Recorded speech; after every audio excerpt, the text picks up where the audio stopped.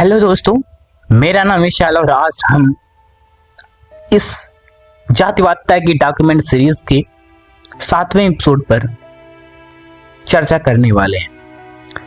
मित्रों, आज हम मानव इतिहास के सबसे जटिल और महत्वपूर्ण समस्या पर विचार करने जा रहे हैं। यह वह समस्या है जिसने न केवल भारतीय समाज को बल्कि समूची मानवता को हजारों वर्षों तक अंधकार में धकेले रखा है। यह है धर्म और राजनीतिक सत्ता का पवित्र किंतु भ्रष्ट गठजोड़।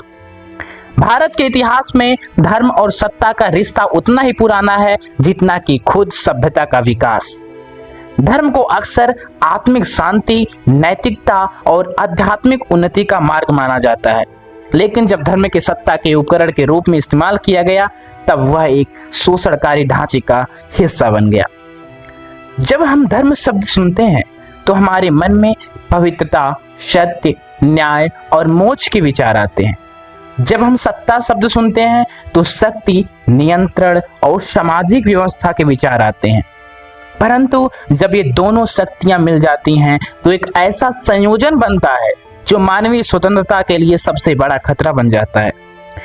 जिस प्रकार नमक का धर्म खारापन, पानी का धर्म तरलता, शीतलता, अग्नि का धर्म ऊष्मा एवं प्रकाश तथा पृथ्वी की दृढ़ता है, वैसे ही मानव का धर्म मानवता होता है। परंतु जब यही धर्म राजनीतिक स्वार्थों का साधन बन जाता है तो अपने मूल स्वरूप से भटक जाता है। आज हम इस प्रश्न का उत्तर खोजेंगे कि कैसे मानव कल्याण के लिए आविष्कृत दो महानतम संस्थाएं, धर्म और राज्य, एक दूसरे के साथ मिलकर मानवीय शोषण का सबसे परिष्कृत तंत्र बन गई।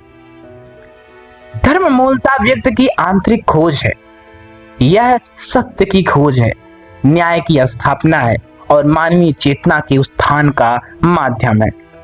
परंतु मानवीय प्रकृति की यह एक विडंबना भी है कि हर शुद्ध विचार को हम अपने स्वार्थी की अनुकूल बनाने का प्रयास करते हैं। प्राचीन भारत में धर्म का अर्थ था धारण करने वाला, अर्थात जो समाज को धारण करे, उसे एकजुट रखे। परंतु जब यही धर्म किसी विशेष वर्ग के हितों की सेवा करने लगता है तो यह समाज को धारण करने के बजाय विभाजित करने का साधन बन जाता है। धर्म की अवधारणा केवल परम सत्य को नहीं बल्कि मानवीय नैतिकता और समाज में व्यवस्था को भी दर्शाता है। यही वह बिंदु है जहां धर्म राजनीति से जुड़ता है। राजनीतिक सत्ता की सबसे बड़ी समस्या यह है कि वह हमेशा अपनी वैधता सिद्ध करने के लिए किसी बाहरी शक्ति की शरण लेती है। कोई भी शासक केवल बल के आधार पर लंबे समय तक शासन नहीं कर सकता। उसे जनता के मन में यह विश्वास जगाना पड़ता है कि उसका शासन न्याय संगत है। यही धर्म की भूमिका आती है। धर्म सत्ता को वह नैतिक आधार प्रदान करता है जिसकी उसे आवश्यकता होती है और बदले में सत्ता धर्म को वह भौतिक संरक्षण प्रदान करती है जिससे वह समाज में अपना प्रभाव बनाए रख सकता है। वैदिक काल में हमें इस गठजोड़ के प्रारंभिक रूप दिखाई देते हैं। राजा यज्ञ करवाता था और ब्राह्मण उसे दैवी शक्ति से संपन्न घोषित करता था। यह एक सुंदर सामाजिक व्यवस्था लग सकती है, परंतु इसमें छुपा हुआ खतरा यह था कि यह व्यवस्था धीरे धीरे कुछ विशेष व्यक्तियों के हाथों में केंद्रित होती जा रही थी। इतिहास ने धार्मिक केंद्रों को राजनीतिक सत्ता केंद्र के रूप में भी कार्य करते देखा है। यह केवल भारत की समस्या नहीं थी बल्कि विश्व की हर सभ्यता में यह देखा गया है। यहाँ हमें एक महत्वपूर्ण दार्शनिक प्रश्न का सामना करना पड़ता है। क्या समाज में श्रम विभाजन स्वाभाविक है या एक कृत्रिम व्यवस्था है? प्राचीन भारतीय चिंतकों का मानना था कि समाज में विभिन्न कार्यों की आवश्यकता होती है और इसलिए विभिन्न वर्गों का होना आवश्यक है। परंतु यहाँ समस्या यह आई कि यह विभाजन योग्यता और कर्म के आधार पर ना होकर जन्म के आधार पर होने लगा और इससे भी बड़ी समस्या यह थी कि इस विभाजन में कुछ वर्गों को दूसरे वर्गों पर प्राकृतिक श्रेष्ठता प्राप्त हो गई। ब्राह्मण वर्ग ने समाज में अपनी स्थिति को मजबूत बनाने के लिए एक अत्यंत चतुर रणनीति अपनाई। उन्होंने ज्ञान पर एकाधिकार स्थापित किया, वेदों का अध्ययन, लेखन कार्य और धार्मिक व्याख्या का अधिकार केवल अपने पास रखा। यह केवल शिक्षा का मामला नहीं था, यह सूचना पर नियंत्रण था। जो व्यक्ति या समुदाय सूचना को नियंत्रित करता है वह समाज की सोच को भी नियंत्रित करता है। इस प्रकार ब्राह्मणों ने न केवल धार्मिक बल्कि बौद्धिक नेतृत्व भी अपने हाथों में ले लिया। दूसरी ओर क्षत्रिय वर्ग के पास भौतिक शक्ति थी, सेना, खजाना और प्रशासनिक तंत्र, परंतु केवल भौतिक शक्ति से कोई भी सत्ता टिकाऊ नहीं हो सकती। हर शासक को यह समस्या आती है कि वह अपनी सत्ता को नैतिक आधार कैसे प्रदान करे।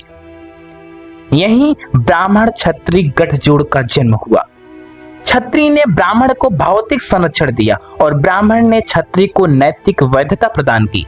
यह एक पारस्परिक निर्भरता का संबंध था जो आगे चलकर सामाजिक शोषण का साधन बन गया।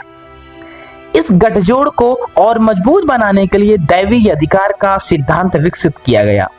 राजा को ईश्वर का प्रतिनिधि घोषित किया गया।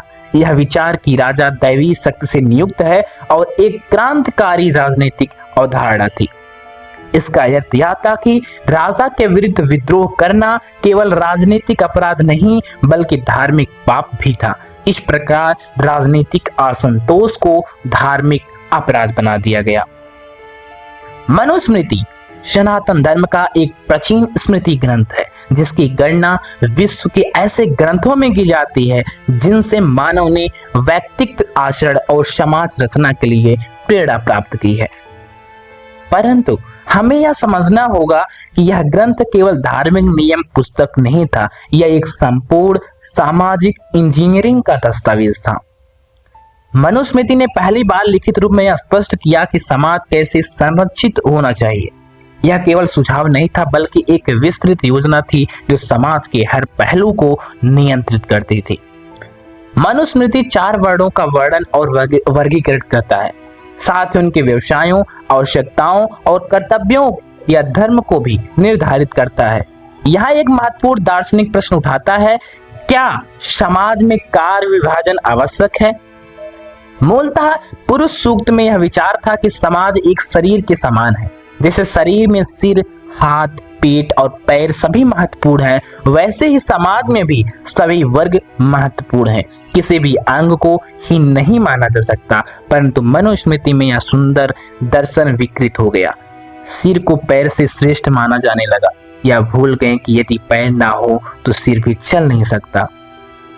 मनुस्मृति की सबसे बड़ी त्रासदी यह है कि इसमें कर्म और जन्म के बीच द्वंद्व है। कहीं तो यह कहता है कि वर्ण कर्म से निर्धारित होता है, परंतु व्यवहारिक नियम जन्म को आधार बनाते हैं। यह द्वंद्व अकस्मात नहीं, यह एक सोची समझी रणनीति है। सिद्धांत में कर्म को महत्व देकर व्यवस्था को न्याय संगत दिखाया जाता है, परंतु व्यवहार में जन्म को आधार बनाकर मौजूद शक्ति संरचना को बनाए रखा जाता है। चोरी करने पर शूद्र को चोरी से 8 गुना, वैश्य को 16 गुना, क्षत्रिय को 32 गुना और ब्राह्मण को 64 गुना, 100 गुना या 128 गुना दंड हो। यह नियम कानून की समानता के सिद्धांत का पूर्ण उल्लंघन है। यहाँ एक विचित्र तर्क है। ब्राह्मण को अधिक दंड इसलिए दिया जाता है कि उससे अधिक अपेक्षा की जाती है, परंतु यहाँ व्यवहारिक रूप से ब्राह्मण के लिए सुरक्षा का काम करता है, क्योंकि कौन ब्राह्मण पर चोरी का आरोप लगाने का साहस करेगा। मनुस्मृति में स्त्री और शूद्र दोनों को वेद पढ़ने से वंचित किया गया। यह केवल शिक्षा की वंचना नहीं है बल्कि ज्ञान पर एकाधिकार की स्थापना है। यह व्यवस्था का सबसे क्रूर पहलू है। जब आप किसी को ज्ञान से वंचित करते हैं तो आप उसकी मानसिक गुलामी सुनिश्चित करते हैं। अज्ञानी व्यक्ति अपनी स्थिति पर प्रश्न नहीं उठा सकता। धर्म और सत्ता के गठजोड़ ने सामाजिक नियंत्रण की एक अत्यंत परिष्कृत तकनीक विकसित की। यह तकनीक 3 स्तरों पर काम करती थी। पहला है मानसिक स्तर पर धार्मिक भय और पुरस्कार की व्यवस्था। दूसरा सामाजिक स्तरों पर जाति आधारित पहचान और अपमान किया जाता था। तीसरा है भौतिक स्तर पर आर्थिक बहिष्कार और शारीरिक दंड के रूप में। पुनर्जन्म का सिद्धांत, जो मूलतः एक आध्यात्मिक अवधारणा थी, को सामाजिक नियंत्रण के साधन के रूप में इस्तेमाल किया गया। लोगों से कहा गया कि यदि वे अपने जात के धर्म का पालन करेंगे तो अगले जन्म में उच्च जात में जन्म लेंगे। यह एक अत्यंत चतुर मनोवैज्ञानिक रणनीति थी। इससे वर्तमान की समस्याओं का समाधान भविष्य के जन्म में स्थानांतरित कर दिया गया। दुखी व्यक्ति विद्रोह करने के बजाय अपने कर्म में दोष खोजने लगता था। कर्म का सिद्धांत, जो मूलतः व्यक्तिगत जिम्मेदारी और स्वतंत्रता का सिद्धांत था, को सामाजिक निष्क्रियता का साधन बना दिया गया। गरीब से कहा गया कि वह अपने पिछले जन्म के कर्मों के कारण गरीब है, इसलिए उसे अपनी स्थिति स्वीकार कर लेनी चाहिए। धार्मिक उत्सव और अनुष्ठान केवल आध्यात्मिक गतिविधियां नहीं थी, ये सामाजिक व्यवस्था को मजबूत बनाने के साधन थे। प्रत्येक उत्सव में जाति आधारित भूमिकाएं निर्धारित थी। यज्ञ में ब्राह्मण मंत्र पढ़ता था, क्षत्रिय संरक्षण प्रदान करता था, वैश्य सामग्री की व्यवस्था करता था और शूद्र सफाई का काम करता था। इस प्रकार हर धार्मिक अनुष्ठान जाति व्यवस्था को और मजबूत बनाता था। स्वतंत्रता की 3/4 सदी के बाद भी धार्मिकता राजनीति का आधार बनी हुई है। यह दिखाता है यह गठजोड़ कितना गहरा और मजबूत है। आज भी चुनाव में जाति और धर्म का खुला उपयोग होता है। राजनीतिक दल धार्मिक भावनाओं को भड़काकर वोट मांगते हैं। यह दिखाता है कि प्राचीन काल की रणनीति अभी भी प्रभावी है। समाधान का रास्ता कहीं और नहीं बल्कि हमारी सोच में है। हमें यह समझना होगा कि धर्म व्यक्तिगत आध्यात्मिक विषय है और राजनीति सामूहिक कल्याण का साधन है। दोनों का मिश्रण हमें भ्रष्टाचार लाता है। सच्चा धर्म वह है जो मनुष्य को मनुष्य के रूप में देखता है, जाति या संप्रदाय के रूप में नहीं।